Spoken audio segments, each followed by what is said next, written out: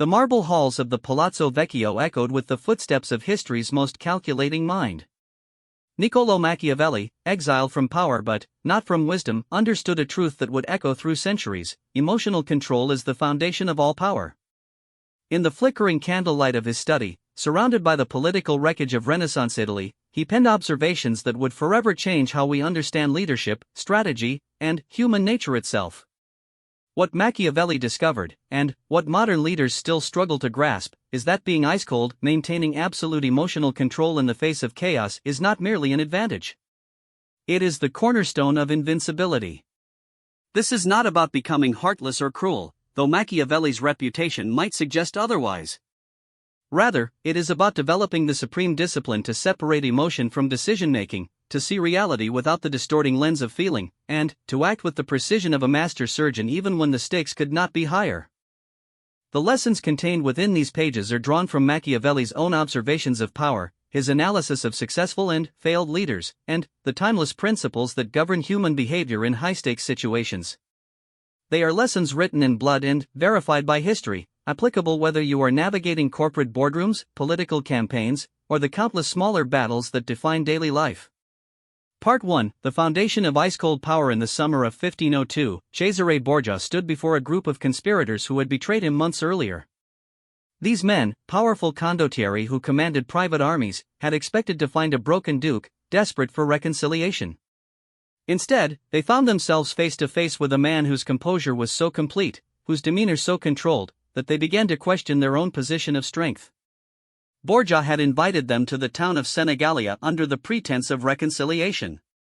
As they entered the town, expecting to dictate terms to a defeated enemy, they discovered that their host had orchestrated one of the most brilliant tactical deceptions in Renaissance history.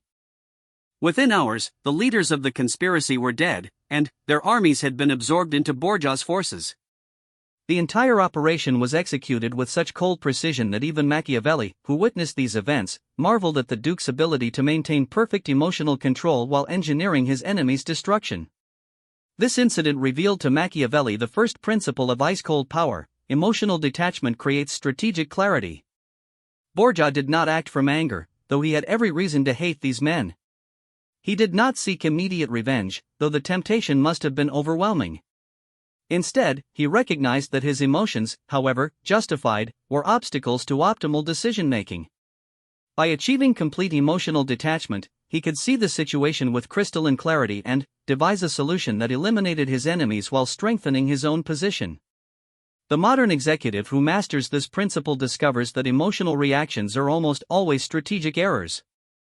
When a competitor launches an unexpected attack, when a trusted ally betrays confidence, when circumstances suddenly turn hostile, the natural human response is emotional: anger, fear, disappointment, or desire for immediate retaliation. But emotions cloud judgment and reveal vulnerabilities. The ice-cold leader processes the same information without emotional interference, seeing opportunities where others see only threats, identifying weaknesses where others perceive only strength. This emotional detachment requires rigorous mental discipline. It begins with the recognition that feelings, while natural and often appropriate in personal relationships, are liabilities in strategic contexts.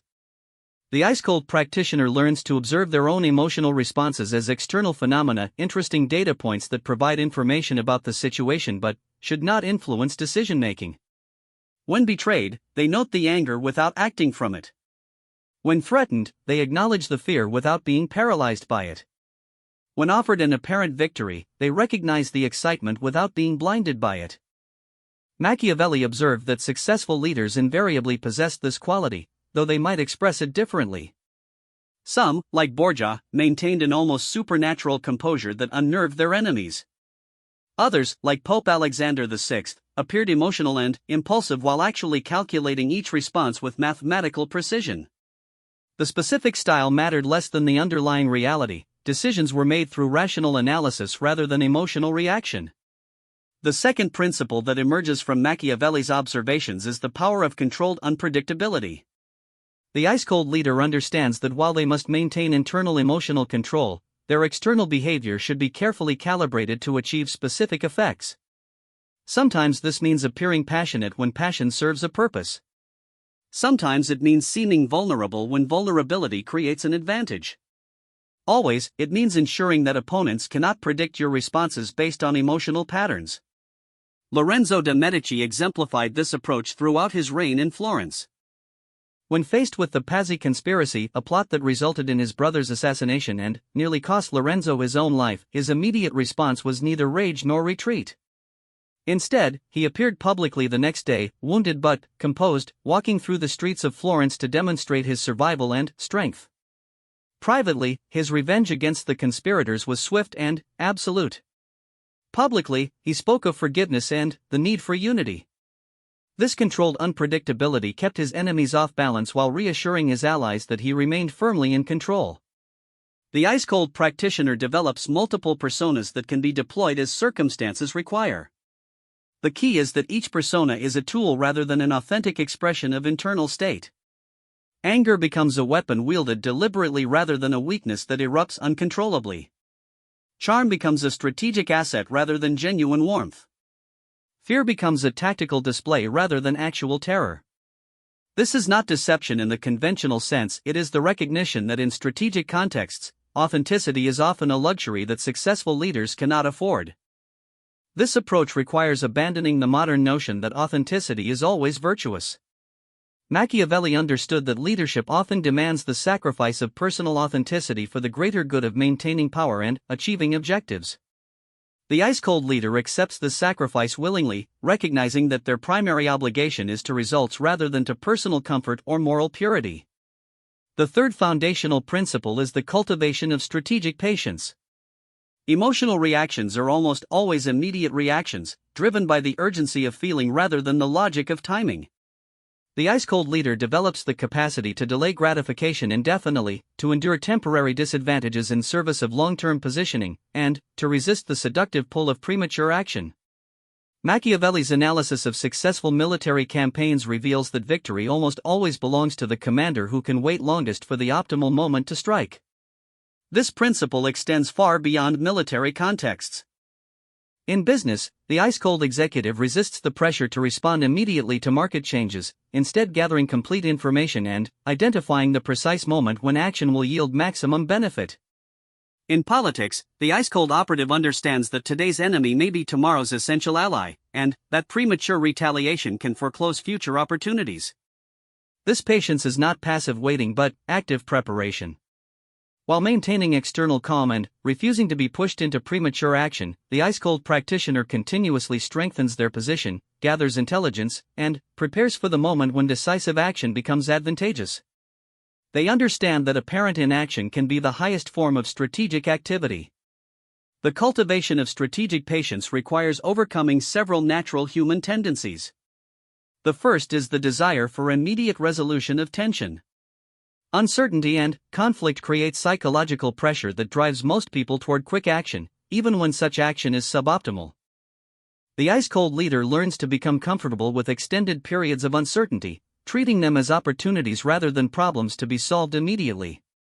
The second tendency to overcome is the ego's demand for immediate vindication. When challenged or attacked, the natural response is to defend or counterattack immediately. But, the ice-cold practitioner recognizes that immediate vindication is often less valuable than long-term positioning. They allow opponents to believe they have won while quietly preparing devastating responses that will be delivered at the optimal moment.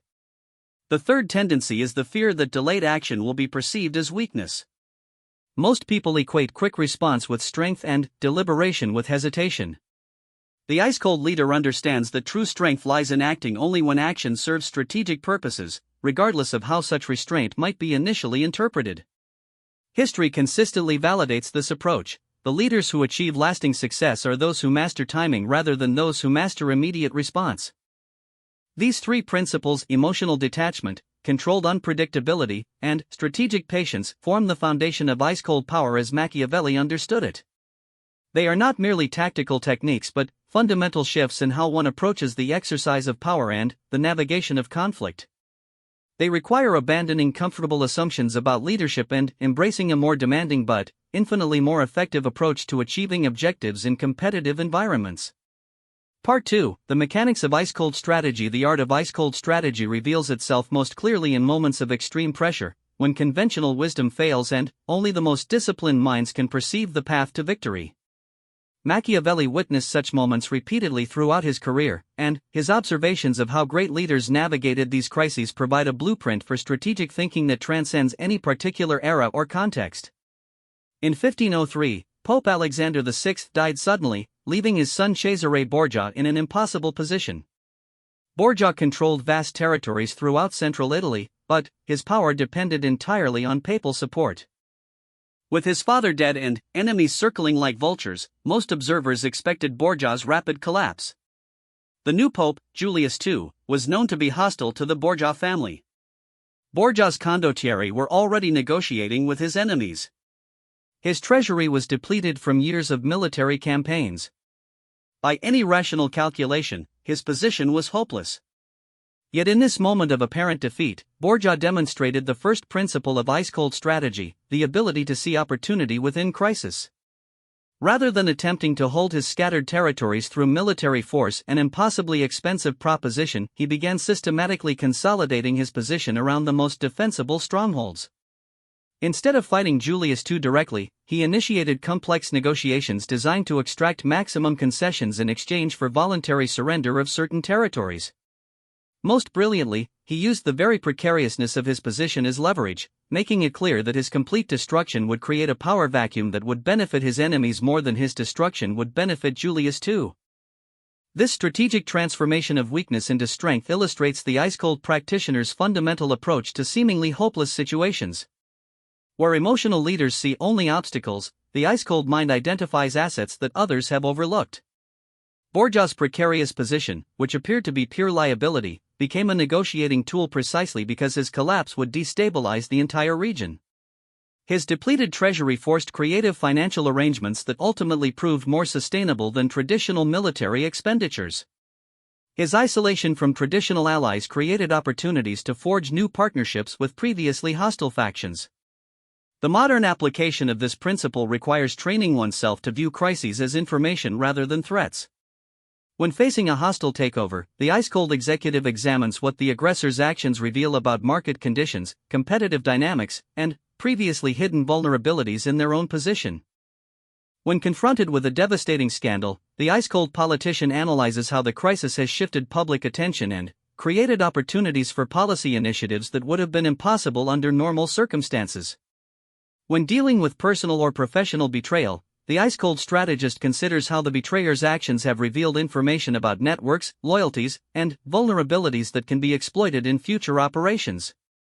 This transformation of crisis into opportunity depends on maintaining what Machiavelli termed the long view, the ability to see beyond immediate circumstances to long-term implications and possibilities.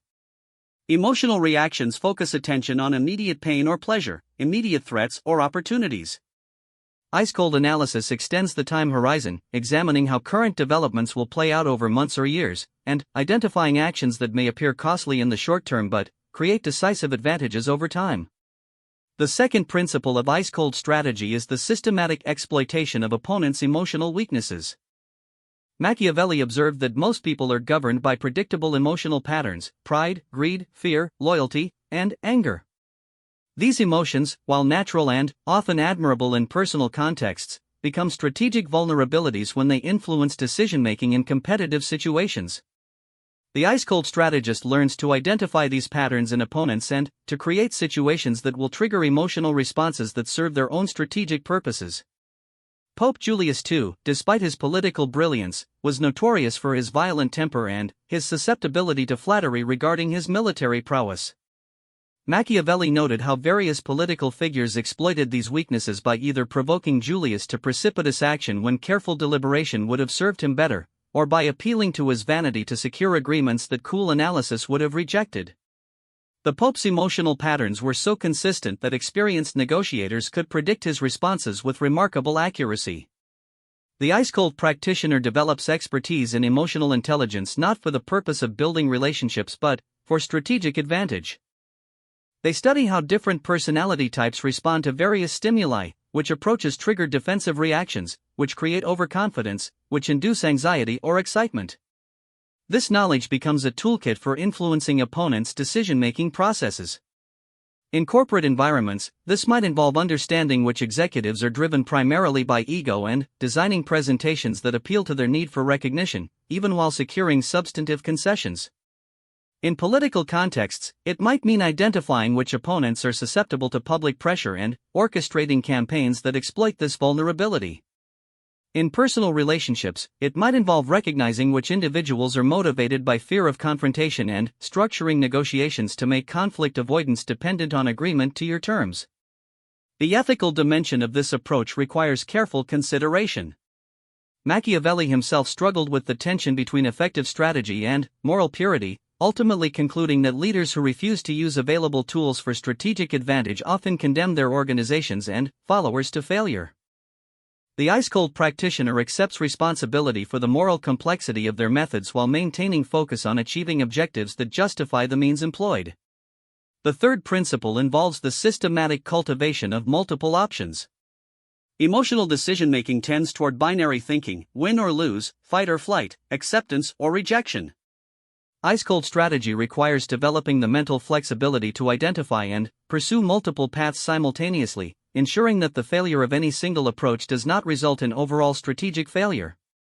Machiavelli's analysis of successful military commanders reveals that they invariably maintained what modern strategists would recognize as operational flexibility. They prepared multiple battle plans, cultivated relationships with several potential allies, maintained supply lines through different territories, and positioned their forces to take advantage of various possible developments. When circumstances changed, as they inevitably did, these commanders could adapt quickly because they had prepared for multiple contingencies. Francesco Sforza, Duke of Milan, exemplified this approach throughout his rise to power. As a condottiero commanding mercenary forces, he simultaneously negotiated with multiple employers, ensuring that he always had alternatives if any single relationship deteriorated. When he decided to seize control of Milan, he had prepared the ground through years of careful relationship building with key nobles, merchants, and military officers within the city. When external threats emerged, he had cultivated alliances with several neighboring powers that could be activated as circumstances required. His ultimate success resulted not from any single brilliant maneuver but from his systematic preparation of multiple pathways to his objectives. The ice-cold practitioner applies this principle by refusing to become dependent on any single relationship, strategy, or resource. They continuously develop alternative approaches to their objectives, maintain relationships across ideological and factional boundaries, and position themselves to benefit from various possible future developments.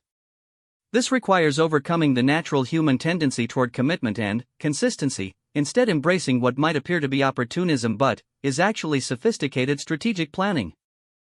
In practical terms, this means maintaining professional relationships with individuals across the political spectrum, developing expertise in multiple areas rather than narrow specialization, and avoiding public commitments that would prevent adaptation to changing circumstances. It means preparing for success and failure simultaneously, ensuring that neither outcome leaves you without options for continued advancement. The fourth principle of ice-cold strategy is the disciplined management of information. In Machiavelli's era, information traveled slowly and unreliably, but its strategic value was enormous. Modern leaders operate in an environment of information abundance, but the principles of information management remain unchanged. Control what others know about your intentions and capabilities while maximizing your knowledge of their positions and plans. Machiavelli observed that successful leaders invariably maintained what would now be called information asymmetry. They invested heavily in intelligence gathering while carefully controlling what information they revealed about their own activities. They understood that knowledge is power only when others lack the same knowledge, and they structured their operations to preserve this advantage. The ice-cold practitioner becomes expert in what intelligence professionals call operational security, the systematic protection of sensitive information while maintaining the appearance of openness and transparency. They learn to compartmentalize information, ensuring that no single individual or group possesses complete knowledge of their plans and capabilities. They develop networks of information sources while maintaining plausible cover for these relationships. They master the art of revealing partial truths that satisfy curiosity while concealing critical details. This information management extends to personal branding and reputation management. the ice-cold strategist carefully cultivates their public image to support their strategic objectives, understanding that reputation is itself a strategic asset that must be managed as deliberately as financial resources or military capabilities. They may appear more or less capable, more or less threatening, more or less trustworthy than they actually are, depending on what serves their purposes in specific contexts. Part 3. The application of ice-cold principles. The transformation from theoretical understanding to practical mastery of ice-cold principles occurs through deliberate practice in increasingly challenging situations. Machiavelli himself learned these lessons not through academic study but through direct involvement in the brutal politics of Renaissance Italy, where miscalculation meant exile, imprisonment, or death. Modern practitioners face lower stakes in most situations, but the principles remain equally applicable and equally demanding. The first arena for developing ice-cold capabilities is crisis management. Every leader faces moments when carefully laid plans collapse, when trusted allies betray them, when unexpected threats emerge from previously secure quarters. These moments test not only strategic thinking but emotional control, and they provide the most valuable opportunities for developing the mental discipline that distinguishes ice-cold leaders from merely competent ones. When Machiavelli witnessed the collapse of Piero Soderini's government in Florence, he observed how different individuals responded to the crisis. Some leaders panicked, making hasty decisions that worsened their positions. Others became paralyzed by the complexity of rapidly changing circumstances. A few, however, maintained their composure and used the chaos as cover for advancing long-term objectives that would have been impossible during periods of stability. The ice-cold practitioner approaches crisis with a systematic methodology. First, they resist the natural impulse to react immediately to the most obvious or threatening developments. Instead, they gather complete information about the situation, identifying not only direct threats but also opportunities that the crisis has created. They analyze how the crisis has shifted the balance of power among various stakeholders, revealing new potential allies and previously hidden enemies.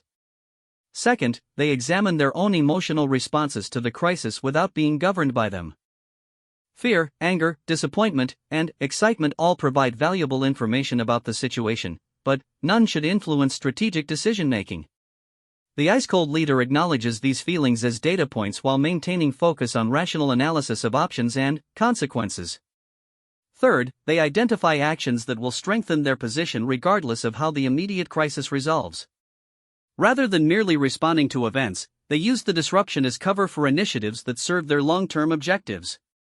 While others focus on damage control, the ice-cold strategist pursues damage control and strategic advancement simultaneously. This approach requires abandoning the conventional wisdom that crisis management is primarily about minimizing losses. The ice-cold perspective recognizes that major disruptions create opportunities for gains that would be impossible during stable periods. When markets crash, exceptional buying opportunities emerge for those with available capital and steady nerves. When political scandals erupt, policy windows open for those prepared to advance previously impossible initiatives. When organizational restructuring becomes necessary, ice-cold leaders position themselves to emerge with enhanced power and responsibility. The second critical application area is negotiation and conflict resolution. Machiavelli's observations of diplomatic negotiations throughout Italy revealed that emotional factors determined outcomes far more often than rational analysis of interests. Negotiators who could control their own emotions while accurately reading their counterparts' emotional states possessed decisive advantages over more knowledgeable but less disciplined opponents. The ice-cold negotiator begins preparation long before formal discussions commence. They study their counterparts' psychological profiles, identifying emotional triggers, status concerns, and decision-making patterns. They analyze the broader context of the negotiation, understanding how various potential outcomes would affect not only the immediate parties but also other stakeholders who might influence the process. They prepare multiple negotiation strategies corresponding to different emotional and strategic approaches their counterparts might adopt. During negotiations, the ice-cold practitioner maintains constant awareness of emotional dynamics while appearing to focus solely on substantive issues. They monitor their counterparts for signs of fatigue, frustration, eagerness, or uncertainty, adjusting their approach to exploit these emotional states. They control their own emotional displays carefully, appearing passionate when passion serves their purposes, reasonable when reasonableness creates advantages, or frustrated when frustration might elicit concessions. Most importantly, they resist the psychological pressure to reach agreements quickly. Emotional negotiators feel discomfort with unresolved tensions and often make premature concessions to eliminate this discomfort. The ice-cold negotiator becomes comfortable with extended periods of apparent deadlock, understanding that time pressure affects different parties differently and that patience often yields better outcomes than quick agreement. The third application area is organizational leadership and talent management. Machiavelli's analysis of successful rulers reveals that they invariably possessed exceptional skill in identifying, developing, and deploying human talent. They understood that organizational success depends primarily on having the right people in the right positions with the right incentives, and they approached talent management with the same strategic rigor they apply to military campaigns. The ice-cold leader evaluates subordinates and colleagues based on capabilities and results rather than personal affinity or loyalty. They recognize that personal liking and professional effectiveness are often unrelated, and they resist the temptation to surround themselves with agreeable but mediocre performers. They identify individuals whose talents complement their own weaknesses, and they create organizational structures that maximize these individuals' contributions while minimizing opportunities for betrayal or sabotage. This approach requires overcoming several natural human tendencies. The first is the preference for predictability and comfort in professional relationships. Ice-cold leaders often work with individuals who challenge them intellectually or personally, recognizing that such relationships, while sometimes difficult, produce better results than comfortable but unchallenging partnerships. The second tendency to overcome is the desire to be universally liked or respected. Ice-cold leaders understand that effective leadership often requires making decisions that disappoint or anger some stakeholders. They focus on achieving outcomes that validate their leadership over time rather than maintaining short-term popularity.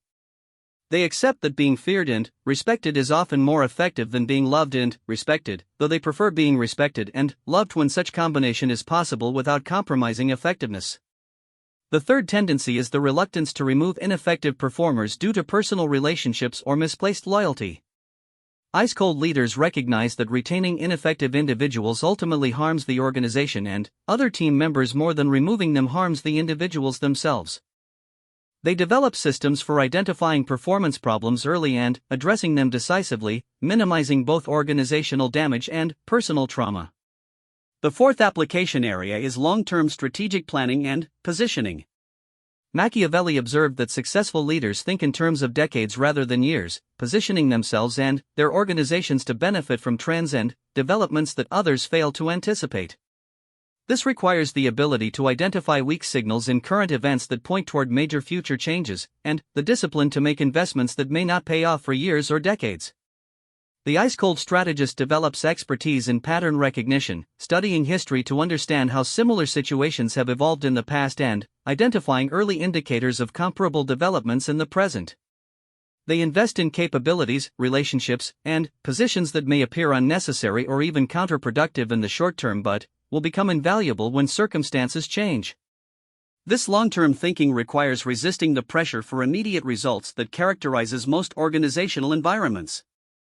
Ice-cold leaders learn to satisfy stakeholders' immediate demands while quietly pursuing longer-term objectives that will ultimately justify their strategic vision. They balance short-term performance with long-term positioning, ensuring organizational survival and success in current conditions while preparing for future challenges and opportunities. The mastery of ice-cold principles ultimately depends on accepting a fundamental truth that Machiavelli understood but that many modern leaders resist: effectiveness and moral purity are often incompatible. The ice-cold practitioner accepts responsibility for making difficult choices that serve larger objectives, even when such choices conflict with personal preferences or conventional ethical standards. This does not mean abandoning all moral constraints or embracing cruelty for its own sake. Rather, it means recognizing that leadership often requires choosing between competing moral goods, and that the failure to exercise power effectively often produces worse outcomes than the morally ambiguous exercise of power in service of worthwhile objectives. The ice-cold leader develops what might be called strategic morality, an ethical framework that prioritizes consequences over intentions and long-term outcomes over short-term moral comfort. They accept that they will sometimes be misunderstood, criticized, or even reviled for decisions that ultimately prove beneficial. They find satisfaction in results rather than approval, in effectiveness rather than moral certainty. This is perhaps the most demanding aspect of ice-cold leadership, the willingness to bear the psychological burden of making decisions that others cannot or will not make, and to accept responsibility for outcomes that depend on factors beyond any individual's control. It requires a level of mental toughness and emotional discipline that few possess naturally, but that can be developed through deliberate practice and philosophical commitment to excellence over comfort. The leaders who master these principles discover that ice-cold analysis and strategic thinking become not merely professional tools but fundamental approaches to navigating all of life's challenges. They develop the capacity to see clearly in situations where others are blinded by emotion, to identify opportunities where others see only obstacles, and to maintain their equilibrium in circumstances that would devastate less disciplined minds. This mastery comes with costs: the loneliness of seeing situations too clearly for comfortable self-deception, the burden of making decisions that others cannot understand or appreciate, the weight of responsibility for outcomes that affect many lives. But it also comes with rewards that justify these costs: the satisfaction of achieving objectives that seemed impossible, the respect of those who recognize excellence when they encounter it, and the knowledge that one has developed capabilities that can be applied successfully in virtually any competitive environment. Machiavelli himself paid the price for his insights, spending his final years in exile, watching lesser men mismanage the very situations he could have resolved with ice-cold precision. But his observations survive as a testament to the timeless validity of strategic thinking that transcends emotion, of leadership that prioritizes effectiveness over popularity, and of the truth that in a world governed by competition and conflict, those who maintain their cool while others lose theirs will ultimately prevail. The path to ice-cold mastery is demanding, requiring the sacrifice of many comforting illusions about human nature, leadership, and morality. But for those willing to pay this price, the rewards extend far beyond personal success to encompass the capacity to serve larger purposes with unprecedented effectiveness, to protect and advance the interests of those who depend on their leadership, and to leave legacies that justify the moral complexity of the means employed to achieve them. In the end, being ice-cold is not about becoming heartless or cruel. It is about developing the supreme discipline to separate feeling from thinking, emotion from strategy, personal comfort from professional effectiveness. It is about accepting the responsibility that comes with clear sight and steady nerves in a world where most people are governed by impulses they cannot control and emotions they cannot master. It is about choosing effectiveness over ease, results over relationships, and long-term success over short-term comfort. Those who master these principles discover that true invincibility lies not in avoiding conflict or eliminating enemies, but in developing the mental and emotional capabilities that enable success regardless of circumstances. They become anti-fragile in the deepest sense, not merely resistant to disruption, but actually strengthened by challenges that would destroy less disciplined leaders. They learn to thrive in uncertainty, to profit from chaos, and to emerge stronger from every crisis they face. This is the ultimate lesson that Machiavelli's ice-cold analysis provides, that in a world of constant change and eternal competition, the leaders who maintain their composure, think strategically rather than emotionally, and act with disciplined precision rather than impulsive reaction will not merely survive but dominate. They will become truly invincible not because they face no challenges, but because they have developed the capabilities to turn every challenge into an opportunity for advancement. The choice to pursue this path is not one to be made lightly.